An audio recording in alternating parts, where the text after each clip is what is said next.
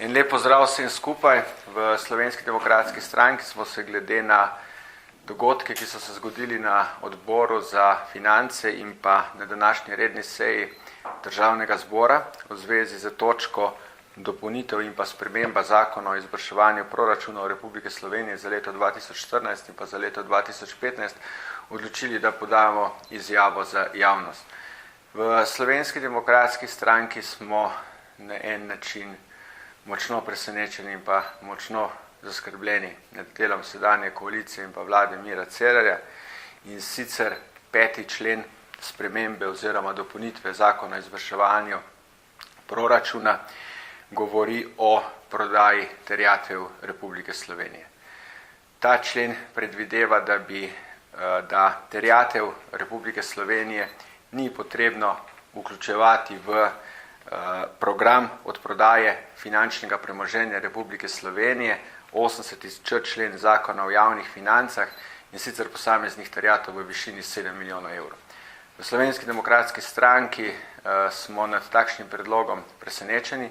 Presenečeni smo v zvezi z višino odprodaj teh terjatev brez vključitve v sam program, in zaradi tega smo v Slovenski demokratski stranki tudi vložili amandma, kjer bi se te posamezne terjatve zmanjšale na pol milijona evrov in pa v celotni prodaji na 5 milijonov evrov.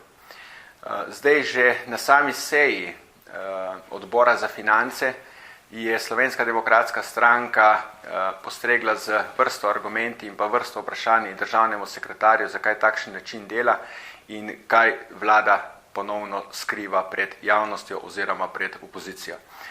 Državni sekretar, gospod Metod Dragonja, je bil pripravljen na zaprti seji razkriti, za katero terjatev tukaj gre, vendar na odboru za finance je koalicija izglasovala sklep, da se seja ne zapre za javnost.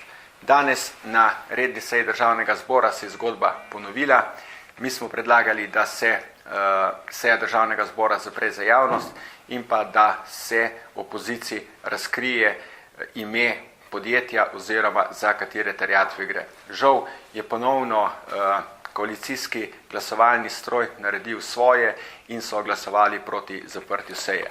V Slovenski demokratski stranki smo nad takšnim delom koalicije ogorčeni in vsekakor ocenjujemo, da so maske stranke Mira Cerarja padle že prej kot v 100 dneh in da vsekakor od stranke, ki je pred volitvami zagovarjala etičnost, moralnost, transparentnost, da so pa dejansko vsi dogodki, ki se dogajajo v zadnjih mesecih v Državnem zboru, pravo nasprotje.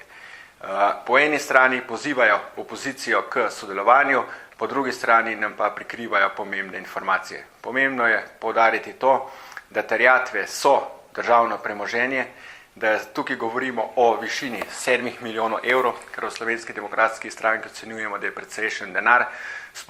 Spomnimo se samo, da ima vlada probleme pri iskanju proračunskih postavk za sanacijo škode poplav, ki so bili v zadnjih 2 mesecih tudi za mogoče 20-50 tisoč evrov.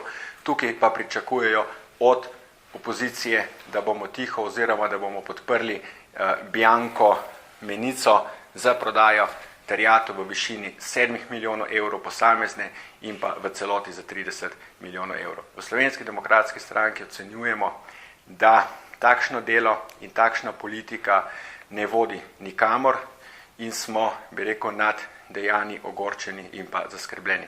Po drugi strani bi pa radi še poudarili, da je bil vložen ves napor strani upokojencev za letni dodatek, pri temu pa niso podprli amandmajev Slovenske demokratske stranke, ki bi preprečili oziroma onemogočili nekatere privilegije, ki jih nekateri posamezniki v Republiki Sloveniji imajo.